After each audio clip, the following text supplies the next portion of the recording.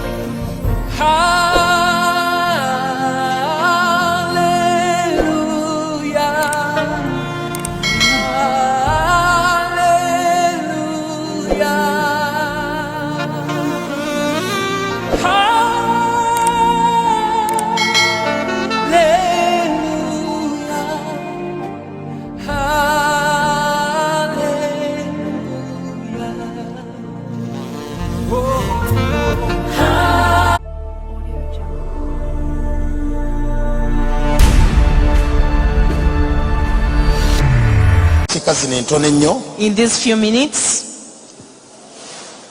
nyanirize omutume presiding officer presiding apostle Dr. invite presiding apostle Dr. Joseph Serada.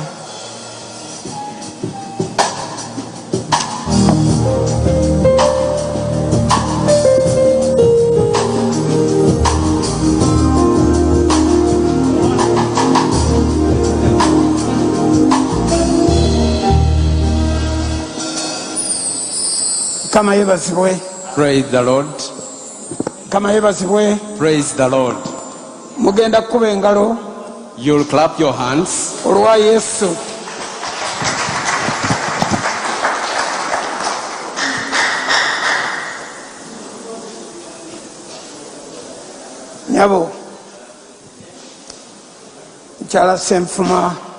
Mrs. Senfuma, the children, mama basenga family and the rest of the relatives.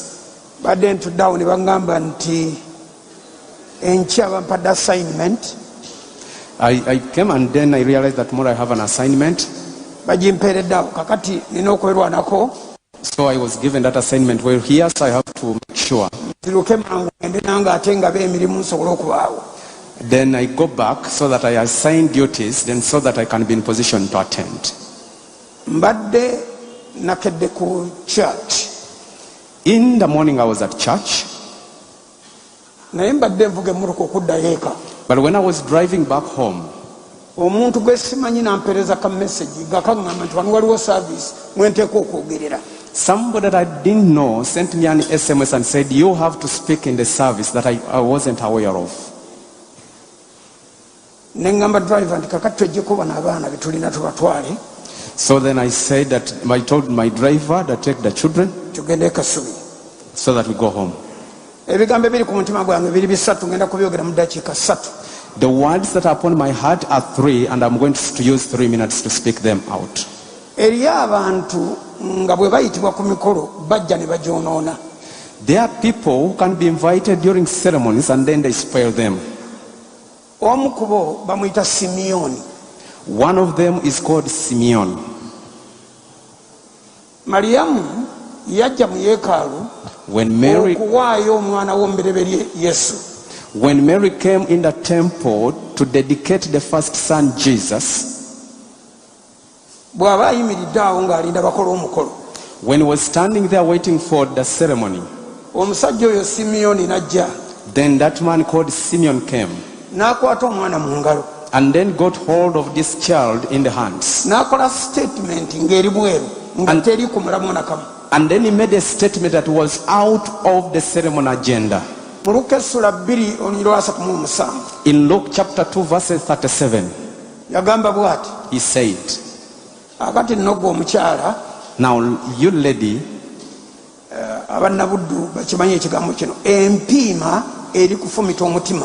that a thorn will pierce into your heart. A thorn. stone sirigwa andikunyonyole empiima kiba kitala naye saizi yakyo ntonotono teyenkana kitala kiri kyabalwanyi kyali baddenga kaso naye nga kikozesebwa mu ngeri era yakweta asoba kulwana ye yali baddenga pisto ey'omulembe guno ng'ogerageranya n'emmundu ennene ziri endala eziri mu level ennenemu. If you are to compare the kind of tool that Simeon talked about, will be compared to a pistol of this generation against the long guns that are used. That this age will pierce your heart, so that the hearts of people can be revealed. The word that he spoke was a word of murder, is a word of pain.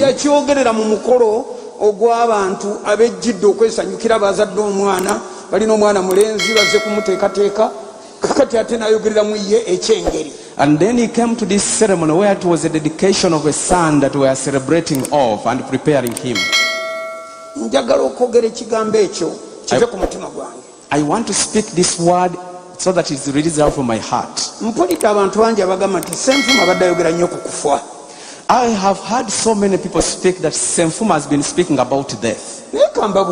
But let me tell you, but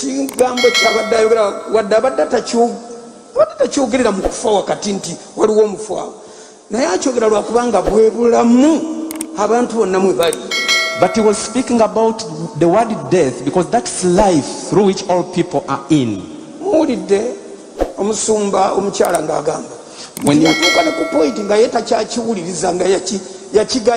you have heard the speech from the wife saying that I reached a point where that word was no longer making meaning to me. So let's speak like this. Who told you that young ones do not die? Who made the law that the young ones will not die? Ndumanyi olunyiriri oli mu Zabbuli ekyenda olugamba nti emyaka gyaffe ginabanga 7 amanya naweza ng'ekinaana nzimanyi ezo ennyiriri ne bali abalala baweza olwenda Bishop Lwere bayogeddeko nabo tubamanyi. We know the scripture like in Psalms where it says that somebody of 70 or 80 will be celebrated, even those that met 900 years like Bishop Lwere spoke. Kati ndi ku tteeka lino erigamba nti omuto tagenda. Then, but for me, I'm on this law that somebody cannot go. And yet the Bible says in Isaiah chapter that the righteous go, but nobody pays attention to it.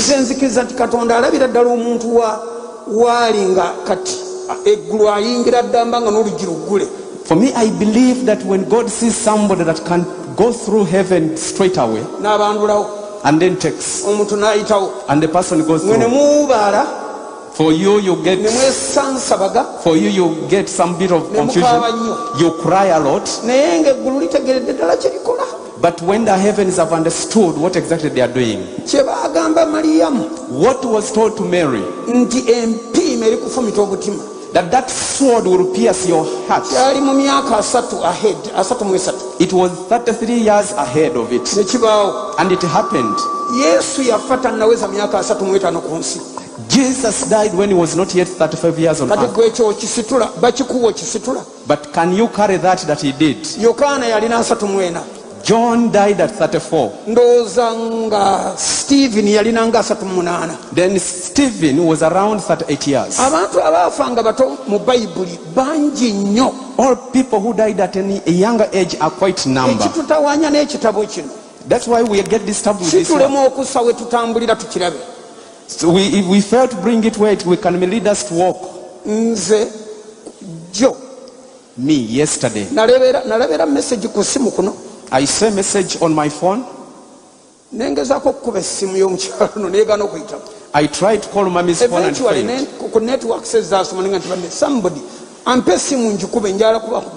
Then I said, somebody gives me a phone call so that I make a call. Pastor Mukuye. Pastor Mukuye is the one who told me. And then I said, Mukuye, if this thing is not true, I will hate you for a long kubanga period. tomanyi mugaso gwa ssenfuma mu bulamu bw'abantu, Because you don't know the value of senfuma in the hearts of people. tomanyi buweereza bwa musajja oyo gwe tobumanyi. You don't know the ministry of that man. Ye yekka abadde alina ekigambo ekyogera n'omuntu atali kungulu, omuntu ow'omunda nga yekka yamutegeera. He's the only person who would speak about the inner man and bishops understands. n'abatume be mulaba wano All the apostles and the rest of the ministers, twogera kungulu, we speak on the naye outside. bw'oyagala abantu bategeere ekifa munda mu muntu But if you want people to understand what is inside of them, ng'otumya ssenfuma. then you would call senfuma. Kati Katonda atuyamba asituleyo omuntu But may the Lord help us to rise up someone. bw'anaawa anointing ey'emirundi ebiri, The one that will be given a double anointing, ayogerenga nga tuwulira ng'oli ayogera. so that when we speak, we'll speak like the other, more than the other person. Ekyo nkimaze. That one is done. Ekyokubiri Second kye kino, is this. you do not have eternity, Tolina you do not need eternity towetaaga butakoma to leave a legacy. okulekawo omukululo. Omuntu ne bw'aba muto asobola okukola eby'ensonga, Even when somebody is young, can do things that are wonderful. omuntu ne bw'aba nga tagenze wala mu bintu ensi byessaamu ekitiibwa, Even when somebody has not gone in the depth of things that are honorable before the asobola face of the okukola earth, eby'amagezi. he can do things that are glorious. Singa buli omu ku ffe ali wano akozesa Katonda omukisa gw'amuwadde, If all of us can use the opportunity that the Lord has given us, tusobola okukola ebintu n'ensi neewunga. we can do things and then the world will get amazed. Ssenfuma akoze ebintu, Senfuma has done things. ebintu byakoze nga byesimbye biti. When things are standing upright, Abadde abuuza ebibuuzo bya mpolampola nga gwolooza nti kyoyogedde kimaze, koza akutegedde nnyo. he would ask questions quietly, for you would think that maybe you have responded to everything and yet not. Ebibuuzo byonna ebiddako biba byakuttanya kiri kyabuuza naye aba ategedde. The rest of the questions that come are just expounding on what he has asked as a major one. Edda ennyo yalina program ku Impact FM. Some years ago, he had a program on Impact FM. Ekyavaamu nanze balinagati naye rediyo bagikola batya? And then somehow he took me aside and said, how can you set up a radio station? No rediyo temuli ekigambo nze kyendowooza ku rediyo ekikulu content ebiva omuntu byayogera naye bino ebyuma biri common, buli muntu asobola okugattagatta ebyuma ne byogera. I told him the equipments are not major, but the most important thing is the content that comes out of Ne it. mugamba naye singa omupeereza omwana ne muwa amakampuni gano gatunda ebyuma nga birungi ate nga bikola omulimu. And then I said, if you can send me someone that I can connect that person to so that he can acquire the equipment of quality, Yampeereza engineer. then send me an engineer. Nenjogera ne engineer ne mugamba kola bw'oti ogatta bino nakiri rediyo ng'eyogera. Then I spoke to the engineer and said, you connect this, the other, and then the radio station Ye started. yasibira ku kiri ekya content. So for him, he'll lean towards the content issue. Nsaba Katonda I ask God, ebibadde byogerwa ku inner man bireme kendeera, the things that have been spoken on inner man should not yeyongere reduce, genda mu maaso, so that they should continue. wabeerewo eddoboozi eryogerera omuntu oyo atalabika. So that a voice will be spoken to that person that is invisible. Kuba kati tulina nnyo amaloboozi agoogerera omuntu ono alabikako ennyo. So we have so many voices that speak about the visible man. Akasembayo, Lastly, mujjukire ebigambo bya Pawulo remember the words of Paul, eyagamba who said, nti saaliyagadde mu baluganda kukaaba ate nga batalina ssuubi. that I would desire that brethren should not cry like people who do not have hope. Kubanga Mukama waffe yennyini aliko okuva mu ggulu, Because our very Lord Jesus Christ will come from heaven, n'okwogera waggulu kwa malayika omukulu, and then with the loud voice of the angels, n'eddoboozi ery'ekkondeere. and then the voice of the trumpet. Kati eddoboozi eryo bwe liryogera, So when that voice is blown, abafu the dead, abaafiira mu Mukama waffe, those that died in Jesus Christ, ate nno munsonyiwe abayita abooluganda abeebaka, and then, sorry, he says the brethren that were asleep, ng'ayogera ku kufa kuno nti kwebaka. And then was speaking about death be as being asleep. balisooka okuzuukira. That those ones will first resurrect. Naffe abooluganda abakyaliwo abakyasigadde And even us who are still living, tulyoke tugende mu bbanga okusinkana ne mukama waffe. then we will join them to meet our Lord Jesus Christ. Pawulo ayogerera mu kibinja ky'abano abalamu Paul was speaking in the congregation of the alive people, abali babalindirira mukama waffe okudda. those that will be waiting for Jesus Christ. Kyokka ayogera ku kibinja ky'aba Stephen bali abeebase And he was also speaking to those that were asleep, abalisooka okuzuukira. that will first rise. Akati Pawulo yasala n'agenda mu kibinja ky'abali abeebase. So Paul crossed and joined this group of the asleep people. Nze gye nzikiriza ti ne Stephen gyali. Pawulo waali ne Stephen waali kati. What I strongly believe that where Paul is where Stephen Agamba is. nti abo tetujja basooka. That will not be Singa first eggulu for us. liyulika kaakati So if the heaven is break now, be basooka okuzuukira. they are the first people to resurrect. Naffe And us abayitibwa abalamu abasigaddewo who are still living, ngenda kwogera kye mutayagala kuwulira. I am going to speak what you don't want to Agamba hear. naffe tulifuusibwa oba tulikyusibwa. And even us will be transfigured. Kakati ekyo kye bayita kukyusibwa So what is called transfiguration era nako kufa.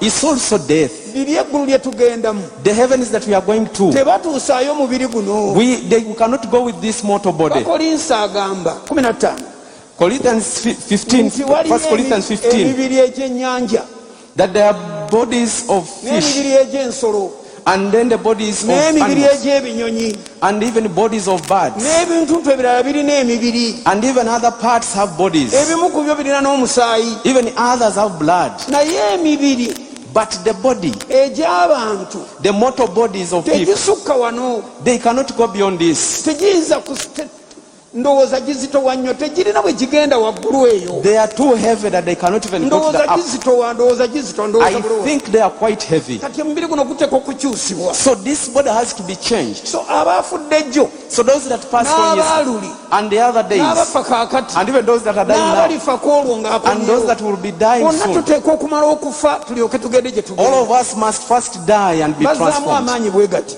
This encourages. Tetugenda kubula, We shall not go ffe astray. tetulibula, We will not go astray. tuliko gye tulaga. We are going somewhere. Mukama waffe atulindiridde. Our Lord is waiting for us. Mujjukire Yesu ne bwe yazuukira era teyabeerawo wano.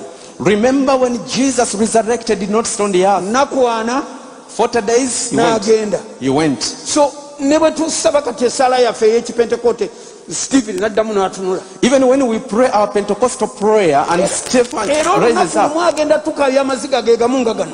and even make us cry the same cry like Kubanga ne now. Laazaalo era yaddamu n'afa. Even Lazarus again died. Wano si waffe.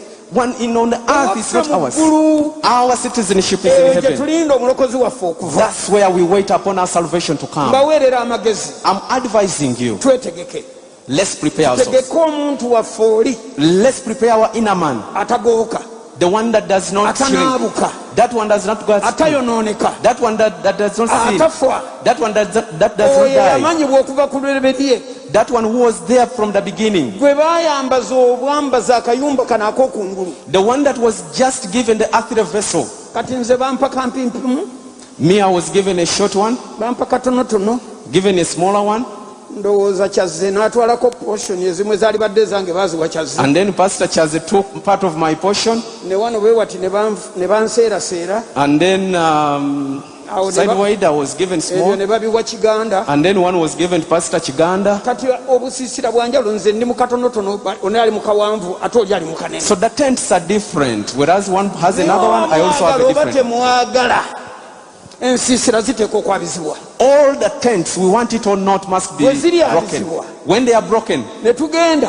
when we go, kale tulimumanya nga bwe twamwagala. and then we will know him the way we Kale have loved him, tuliweebwa ebyo bye twasuubiranga. and then gives us those things that Kati we bye expected. twayogeranga tugenda kubikwatako nange. So whatever we have been speaking about, we will get hold of them.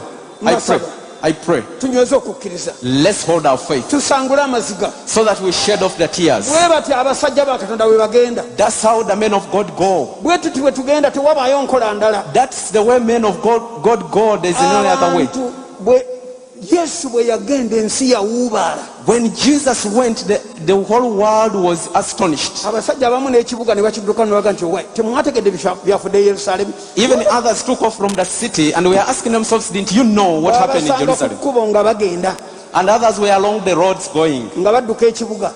And we are running out from the city. Kyatabuse. And things are Musajja amazing. yafiiriddemu ate kati batunoonya. The man died in these things. No, they are waiting. Bwe batyo bwe bakola abasajja bakonda bwe bagenda ekiwubaalo kisooka bakuba. That's how it happens when men of God go. There is always that astonishment. Mpola mpola lw'otegeera But afterwards you come to understand nti ke kabadde akaseera. that was the moment. Neebaza Mukama olw'obulamu bw'omusajja ono. I thank God for the life of this man. Bwe nasembayo okuyimirira ku kituuti kino The last time I stepped on this pulpit, twali tumusaako mikono wano. we are laying hands on him here. N'omusajja yafa e Bungereza And even the man, nga tumufuula bishop. when we are anointing him to be a bishop, Bwe nasembayo okubeera wano. that's the time when I last stepped here. Neebazizza Katonda But I thank the Lord nti nayimirirako wano. that I stood here. Abaddeyo akampola ebbanja lya myaka 2 He had given him a date of 2 years, ng'ajja mu conference zaffe n'abuulira. coming to our conferences that we organize and he preaches. Nzikiriza Mukama I believe God tajja tugumya. that will strengthen us. Temulowooza nti ekintu kino mukirimu mwekka kituluma kyenkanyi. Maybe si ku levels ezimu naye senfuma aluma. Don't think that this thing is hurting you alone. It's also hurting us because it really Aluma pains. omuwulira Senfuma pains. ng'ayingira buziba mu kuluma. You feel that in depth there is Buli that pain. gw'onyumya naye alinayo kasitola akake. Everybody you converse with has a story about him. Ono Stephen Mulungi yanyumiriza kasitole ke akake ne senfuma. Pastor Mulungi narrated to me a story with him and Ate Senfuma. gwe obadde wala bulala. Kati buli omu alina kasitole. Everybody has a story. Naye nze ndi wano. But I'm here. Omusajja ono adde mukwano gwange. This man was my friend. Nze adde mukwano He gwange. has been Nina emikwano mitono ngibalira ku ngalo naye abaddemu. I have few friends and one of them has been himself. Stephen adde mukwano gwange. Stephen has been my friend. Basabira omukisa ng'ekkanisa. I pray for blessing as a church. Simanyi kye tuteekwa kukola kaakati. I don't know what we should be doing Cannot now make promises of any kind. because everything is Naye happening. Katonda ajja tubuulira eby'okukola. But the Lord will guide us on what to say Obuweereza buno bugende mu maaso. in this minute to go ahead. Neeyanziza obudde. I thank you for your Katonda opportunity. omulamu mu linnya lya Yesu. Living God in Jesus' name. Empiima eno etufumise. This sword that has pierced us, Nyiga ebiwundu nga Zabbuli 46 olusooka bw'agamba. may you bind up the wounds. Sangula amasiga gaffe otusiimuleko ennaku. Shut away our tears. And give Tugyeko us. okutya n'okweraliikirira. Take away fear and panicking. Tuwe amaanyi okuzimbira ku kino okugenda mu maaso. Give us the energy to base on this to go forward. Tuyigirize bwe tuteeka okutambula. Teach us the way to go. Zabbuli ey'ekyenda etugambye nti tuyigirize n'okubala ennaku zaffe. Psalms 90 says, teach us to know the number of our days. Kola omulimu omulungi ne mu nnaku zino enzibu ennyo. Do good works even in these days. Leka revive esituka wano ate ebeera ey'amaanyi okusinga ey'ebadde ebaddewo. Let new raising start from this place more than what has been existing. Olyoke weegulumize. That you will glorify your name. N'ekitiibwa kira kikuddire. And all the glory will come back to you. In Jesus' name. Mu linnya lya Yesu. Amen. Amen. Basaba muyimirireko mwenna buli muntu. I ask all of you to stand up on your feet. Sande ewedde Last Sunday, Kiganda namulabaye. I saw Pastor Abalala Chiganda. ndowooza saabalaba ndowooza nali siraba bulungi. Naye Sande ewedde Last Sunday, twaziika omusumba Kula. we buried Pastor Kula. Ne nsaba ekibiina ekyaliwo. Then I asked the congregation that was there, Ne mbagamba nti ono abeera kuba nga w'amagye gano aga UPDF. Singa Kula yali abadde musirikale w'amagye. that day if it was a soldier from UPDF, Baali kubya emizinga. they would have, Then bwe baali kubya emizinga if they had taken those gunshots, mu kutegeera kwabwe baali badde bassizzaamu omusirikale waabwe ekitiibwa. that my understanding was that they would have respected that soldier. Ne ndagira abantu bakube engalo waakiri eddakiika 2. Then I asked people to clap their hands at least for 2 minutes Gibeere emizinga gyaffe. so that they become our gunshots. Nsaba tukikole ku lwa Stephen. I ask you to do it Eddakiika for 2 Stephen's nga son.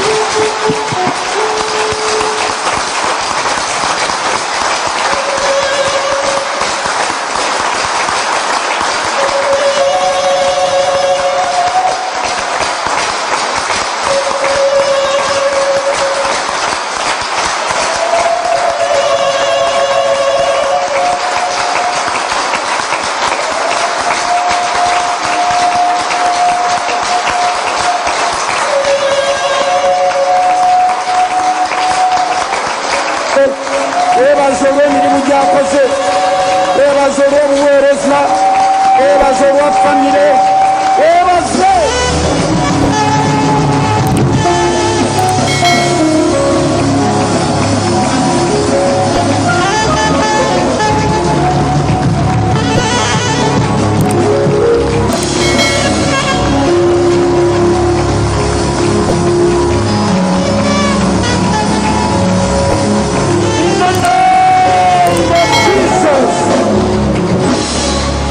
Mu linnya lya Yesu twebaziza.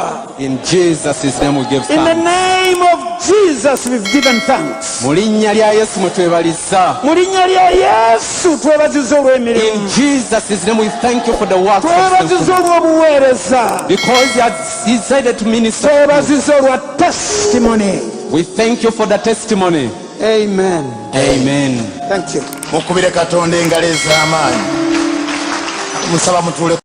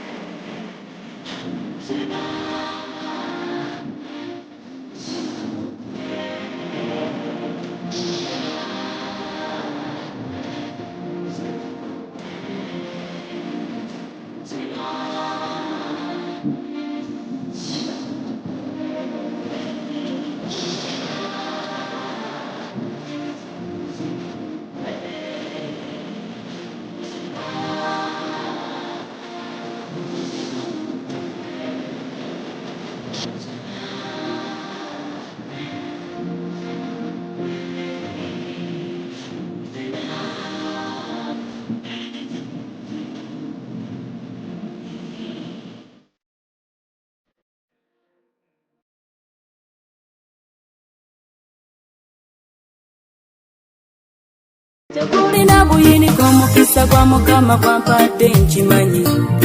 Obadde okimanyi nti osobola ofuna event planner and manager okuteekerateekera omukolo gwo gwonna kati osobola okumufuna nga mulokole obutafuna stress yonna. BGPevents be bantu abatuufu oyagala kekisi ebifaananyi ebirungi ne vidiyo motoka z'abagole mu bika eby'enjawulo jangu tukuyambe tukola decoration ali ku mulembe tulina bridal gowns ne changing wear obutebe tentsi abafumbi abalungi saako PA system ekyuma ekisunsula obulungi ate nga tukulira ne bajeti y'omukolo gwo ejja mu nsawo yo saakuba ashers baffe abali smart abataswaza mukolo gwo n'abogezi b'emikolo abalungi bakatumwa ate nga tusobola n'okukufunira reception y'omukolo gwo katoyagala suuti makanzu agatwalibwa ku buko oba gomesi tubikufunira ku bisale ebirungi BGPevents bwetegeka omukolo tukuletera n'abayimbi abasanyusa abagenyi bo saako okukola selection y'ennyimba ezigendera ku mukolo gwo. Esimu 07758683 oba tusange Facebook page yaffe oba Twitter, YouTube ne Instagram. Blessed Charles, Blessed Gospel Promotions, BGPevents. Twewaayo for excellence, flexibility, time, integrity and hard working.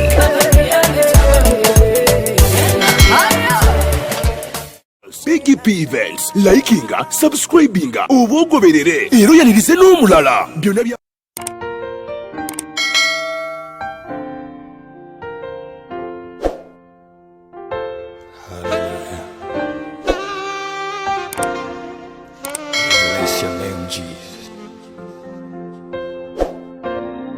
tukuwe ekitiibwa Mukama.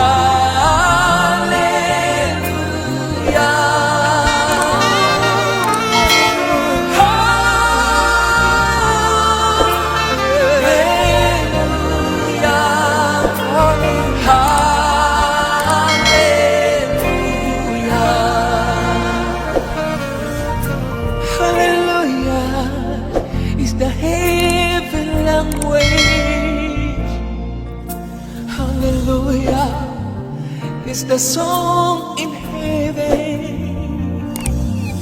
I will sing hallelujah for the days of my life. Hallelujah.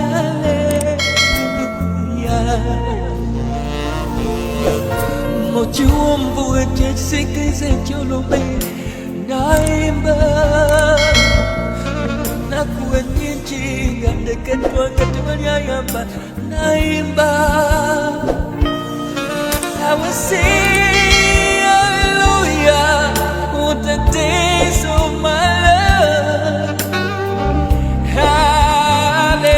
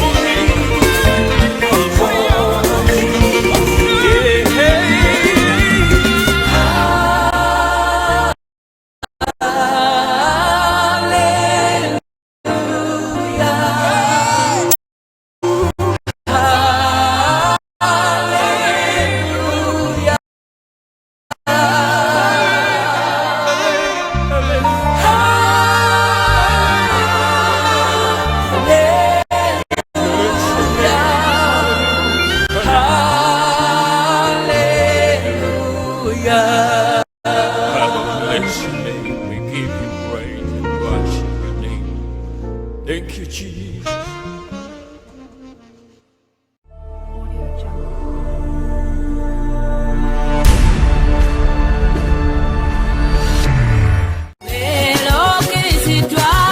obadde weebuuza omuntu asobola okukwasaganya omukolo gwo ne gunyuma nga tofunye na stress. BGPevents be bantu abatuufu bategesa emikolo mingi ate nga tebasosola omuli embaga, ukwanjula, obubaga obutonotono obw'enjawulo, Blessed Gospel Promotions and Events, era ebategeka ebivvulu, crusades, conferences, zisemina ate nga bapromotinga n'abayimbira ennyimba eza gospel yekka. Balina ba ushers abalungi abalokole abataswaza mukolo gwo, bakolera selection y'ennyimba z'oyagala eza gospel gwazagala ku DVD oba ku ka flash, oyagala nnyimba za mikolo za Christmas oba za kabagako, zonna bazikuselektingira. Batuukirire gwayagala audio oba video production, music direction, okuwandiika ennyimba, oyagala sindika message nnyingi, bakola graphics ne designing. Balina ne ba service providers abeesigwa beweetaga ku mukolo gwo. Blessed Gospel Promotions and Events bw'obawa omukolo gwo tewejjusa, gwabaagala bakubire ku ssimu noti 775-881-3 obagenda ku Facebook page yaabwe Blessed Charles, Blessed Gospel Promotions, BGPevents, Excellence, Integrity, Time and Hardworking.